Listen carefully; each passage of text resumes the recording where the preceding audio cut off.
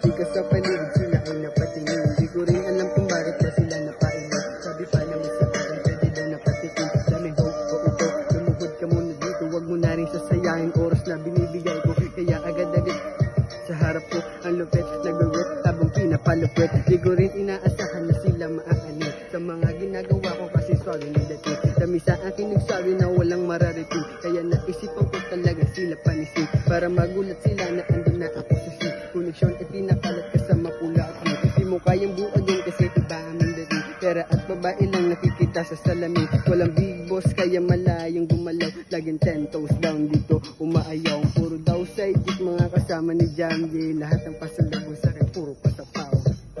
Yeah.